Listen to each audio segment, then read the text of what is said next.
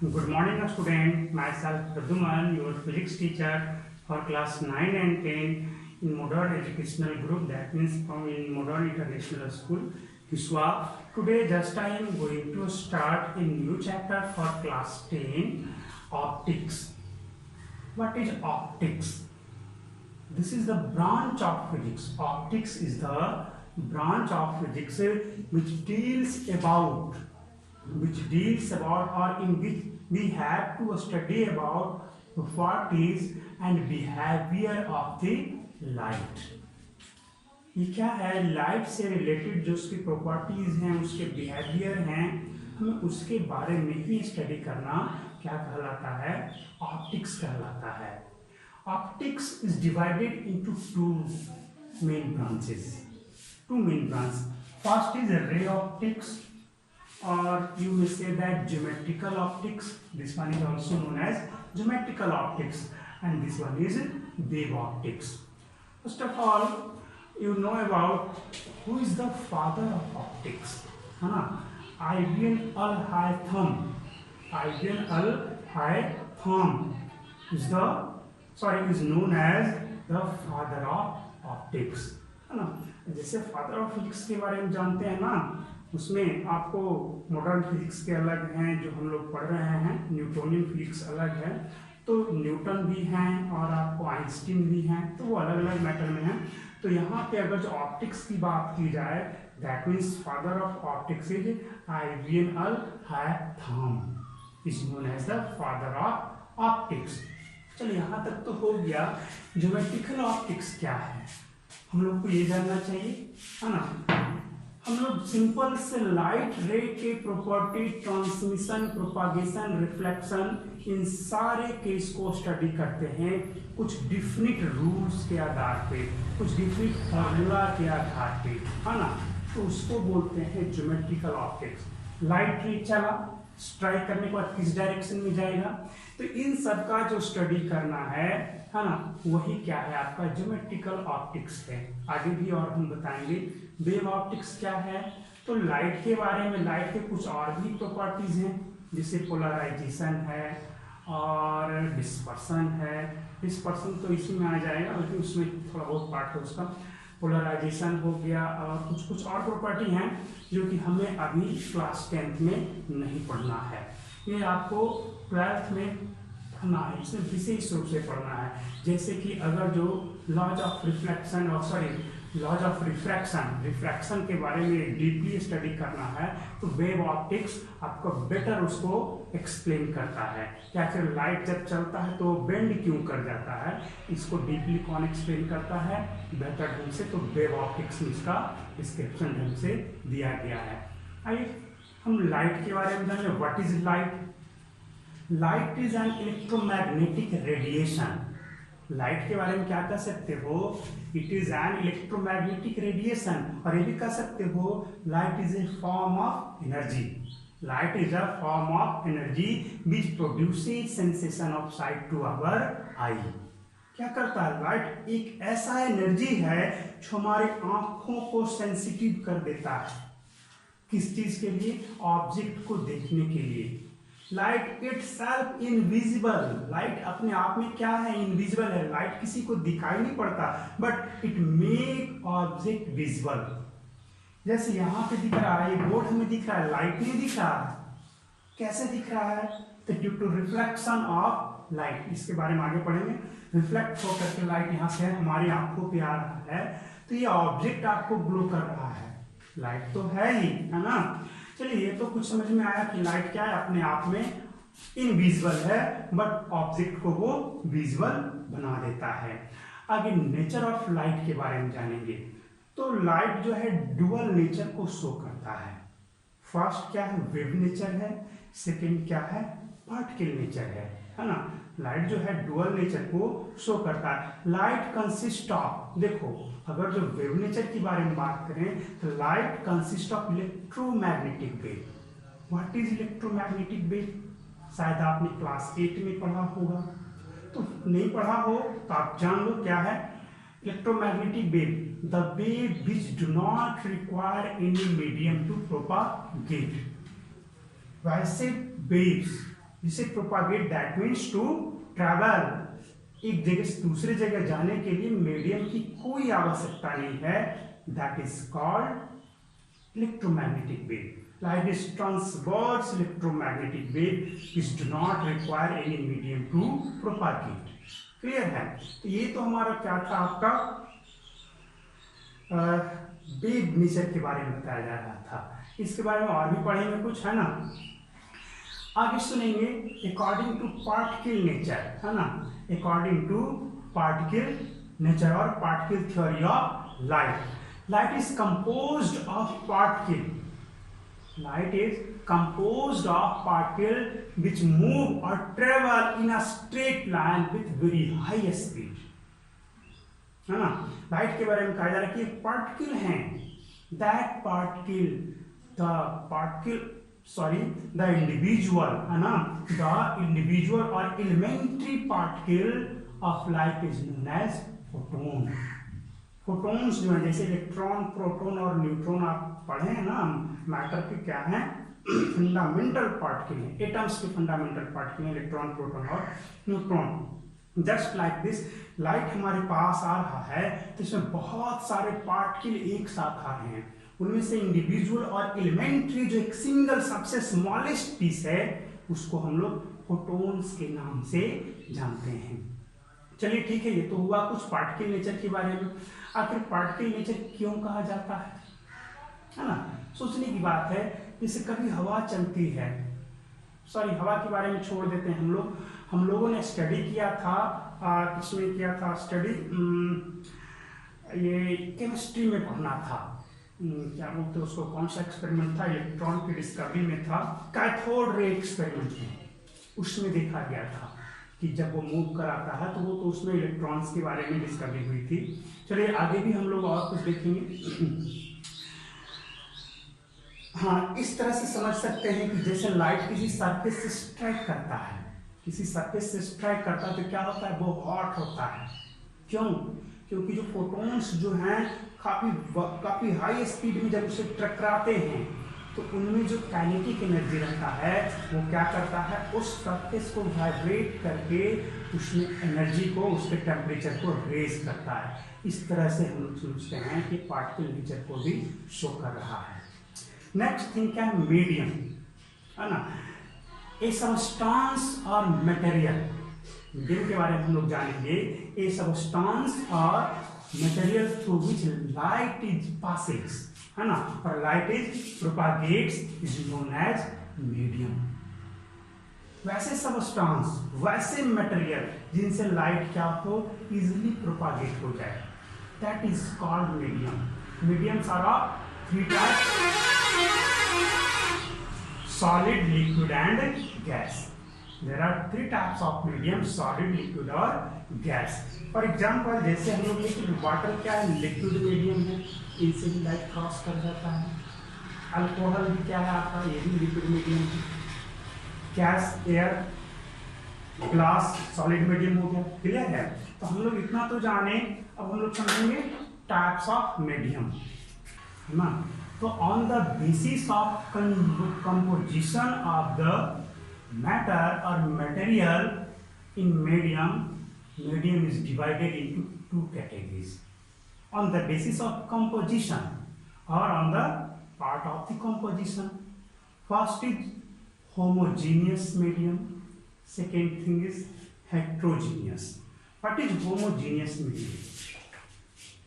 Important है, बहुत ही easy है, आप लोग बिल्कुल समझ जाओगे. A medium disposes the same physical composition और same physical property at every point in a medium, है ना. At every point in a medium is called homogeneous medium. Physical composition, physical properties का मतलब क्या हुआ, आप ऐसे वाटर है तो आप एक टब में वाटर ले लो, तो आप किसी भी जगह से वाटर का एक ड्रॉप ले लो, कहीं से भी ले लो, तो हर जगह क्या होगा, एक ड्रॉप का प्रॉपर्टी चेक करोगे, फिजिकल प्रॉपर्टी, तो हर जगह एक ही रहेगा. That is called homogeneous medium. Clear glass, clear sugar, ये सब क्या है, होमोजेनियस मीडियम का एग्जांपल है. जब फिजिकल कंपोजिशन सेम हो, that means they are homogeneous medium. Next thing is heterogeneous. What is heterogeneous medium? When the physical composition of the medium is not same at all point in a medium.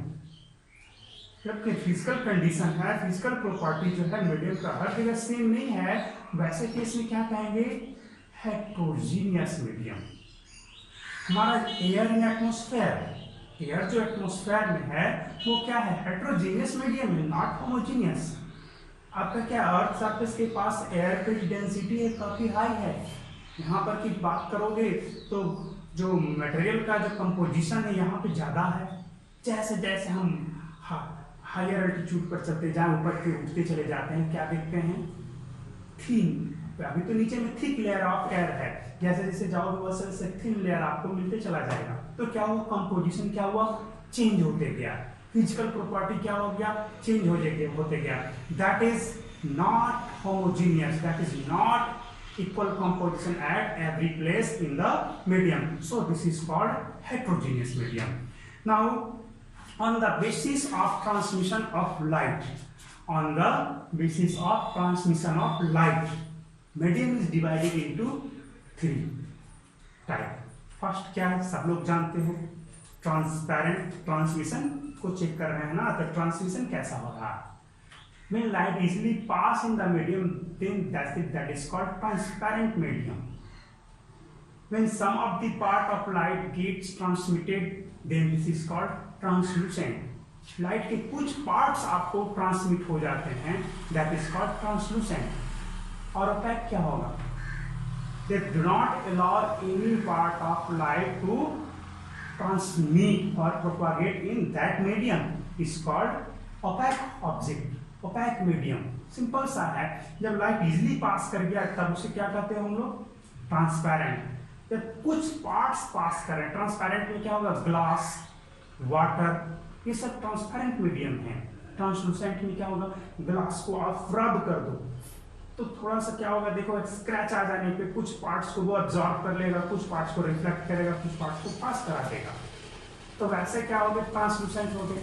हमारे पास paper है, ये white paper है, हम करेंगे कुछ नहीं, इसे while में डुबो देंगे, तब क्या देखोगे कि लाइट का कुछ पार्ट इससे पास करने जा रहा है, तो ये ट्रांसलूसेंट हो जाएंगे। और कुछ ऑब्जेक्ट है जैसे ये है, इससे बिल्कुल भी लाइट पास नहीं करेगा, that is opaque medium. Next thing is ray of light. Ray of light हमें जानना चाहिए क्या है? An extremely narrow beam of light. Extremely narrow, narrow means मतलब एक सिंगल स्ट्रैंड्स है ना, ये एक सिंगल स्ट्रैंड्स है, हम लोग इसे रिप्रेजेंट कराते हैं, तब इसे क्या बोलते हैं? लाइट रे बोलते हैं। An extremely narrow beam of light is called ray of light, है ना। प्रैक्टिकली और थ्योरेटिकली हम लोग जब कॉपी पे लिखते हैं तो इसे कैसे रिप्रेजेंट करते हैं? एक स्ट्रेट लाइन के through. Practically it is represented as a straight line with an arrow. Arrow indicate the direction of propagation of light, in which direction they travel. किस डायरेक्शन में ट्रेवल कर रहा है, ये जो एरो है ये इंडिकेट करा देता है। जैसे ऐसा है तो यहाँ पे एरो दैट मींस इस डायरेक्शन में जा रहा है, अगर एरो इधर की ओर रहता तो इस डायरेक्शन में जाता है ना। तो direction of propagation of light is represented by an arrow. Arrow simple line draw कर दिया तो वो तो कुछ नहीं है, सिर्फ लाइन है, किधर जा रहा है लाइट पता नहीं है।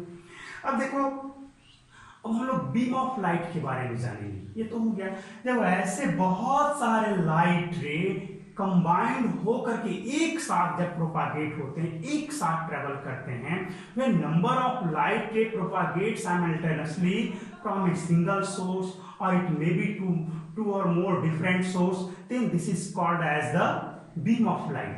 जब बहुत सारे लाइट रे आपको हो सकता है एक सिंगल सोर्स से आ रहा हो या अलग अलग सोर्स से भी आते हो और वो एक साथ जब चलते हो, that is called beam of light. That is bundle of light रे is called beam of light. Clear? तो बीम ऑफ लाइट तो कुछ था नहीं, सिंपल सा था, है ना। अब इसे हम लोग समझेंगे ये कितने टाइप्स के होते हैं। They are 3 types: convergent beam of light, divergent beam of light and third one is parallel beam of light. है ना। तो कन्वर्जेंट पहले समझ लो, what is convergent beam of light? When light coming from two different sources and meet at a single point. जब light ray बहुत अलग अलग डायरेक्शन से आ रहे हैं, व्हेन लाइट रे कम फ्रॉम डिफरेंट डायरेक्शन, अलग अलग डायरेक्शन से आ रहे हैं और एक सिंगल पॉइंट पे आकर के मिल रहे हैं, then that beam of light is called convergent beam. देखो फर्स्ट फिगर, ये सेकंड फिगर में दिख रहा है, यहां से देखो इधर से आ रहा है लाइट रे, यहां से आ रहा है इस तरह से कन्वर्ट, क्या दिख रहा है, सारे लाइट रे जो एक सिंगल पॉइंट पे मिल रहे हैं, that is called convergent beam of light रे।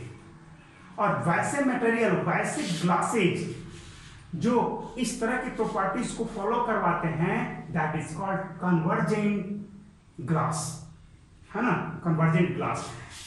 एग्जांपल में आपको मैं बता देता हूं, light ray coming out from convex lens. Convex lens पढ़ा होगा आपने क्लास 8 में, इस तरह का होता है।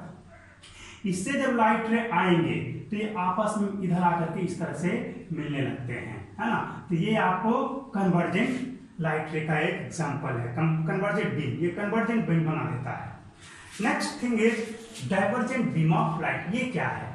When light ray coming from a single point source and divert in a different direction।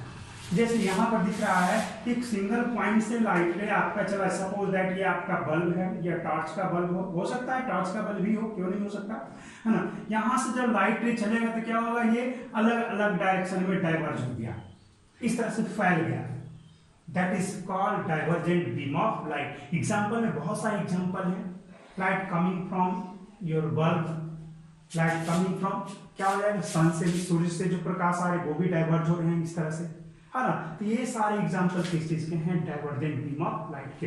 Parallel beam of light क्या होता है, when number of light rays moves और ट्रेवल्स विद पैरेलल, सारे पैरेलल में जब मूव कर रहे हैं, then this is called parallel beam of light. Generally हम इसके बारे में कहते हैं तो light ray coming from sun is the example of parallel beam of light. ये पैरेलल बीम ऑफ लाइट का है, हमने अभी बताया उसको डाइवर्जेंट बीम ऑफ लाइट। चलो उसको वो नहीं, हम इसे पैरेलल बीम ऑफ लाइट के बारे में बता रहे हैं कि वो parallel beam of light emit कर रहा है, हालांकि वो भी डाइवर्जेंट ही है क्योंकि लाइट फैल ही तो रहा है, बट हम लोग जो हमारे रूम में आता है उसको ऐसा कंसीडर करते हैं।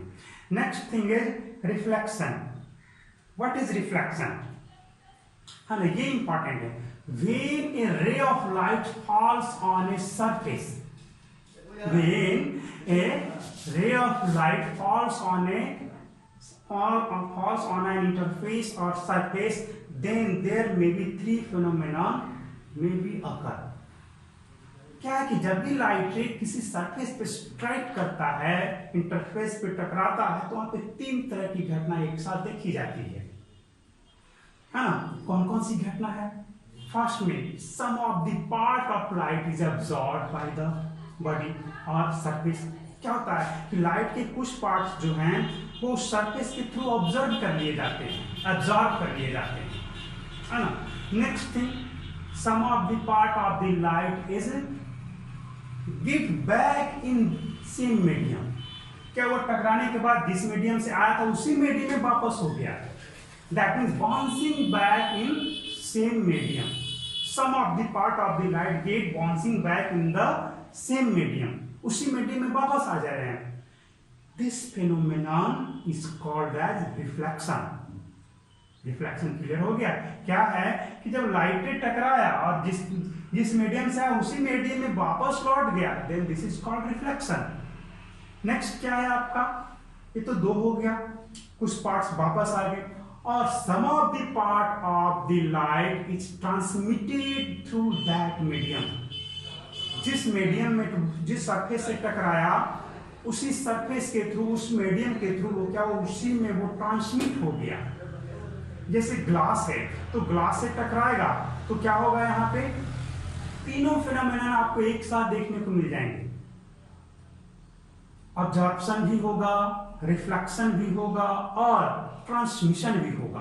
ग्लास के केस में कैसे कहोगे कि तीनों हो रहा है, तो देखोगे दूर से तो ग्लास चमक भी रहा है लाइट पड़ने पे, देखो ग्लास के नीचे से भी लाइट पास कर गया, देखो ग्लास हीट भी हो रहा है, हिट होने का मतलब क्या हुआ, लाइट का कुछ पार्ट उसने ऑब्जर्व किया था, तब जाकर के वो हिट हो रहा है ना। तो जब लाइट रे क्या हो, ट्रांसमिट हो जाए, तब उस फेनोमेनन को क्या बोलते हैं, then that phenomenon is known as refraction. Clear है। चलिए हमें तो अभी रिफ्लेक्शन ही पढ़ना है। Now types of reflection, there are two types of reflection. First is regular reflection and another one is irregular or diffuse reflection. ये दो टाइप के हैं, है ना। First is see that when a parallel light ray or parallel beam of light ray, है ना, strike on a smooth surface, strike on a smooth or even surface. When parallel beam of light ray strike on a smooth surface or even surface, then after reflection, टकराने के बाद क्या होगा, वो वापस तो जाएगा ही उसी मीडियम में। Then after reflection they also get parallel, टकराने के बाद वो पैरेलल हो जा रहे हैं, that is called regular reflection. Regular में क्या होगा, जैसे लाइट से टकराया, इस तरह से टकराने के बाद ये सारे लाइट रे कैसे हैं, पैरेलल हैं, और उसके बाद आफ्टर रिफ्लेक्शन वो फिर से पैरेलल ही जा रहे हैं, तब उसे हम लोग बोलते हैं रेगुलर रिफ्लेक्शन। और अगर ऐसा नहीं हुआ, टकराया तो पैरेलल ही सब, बट आपका पैरेलल नहीं हुआ आफ्टर रिफ्लेक्शन, तब उसे डिफ्यूज बोलते हैं। ऐसा कब होता है, when parallel beam of light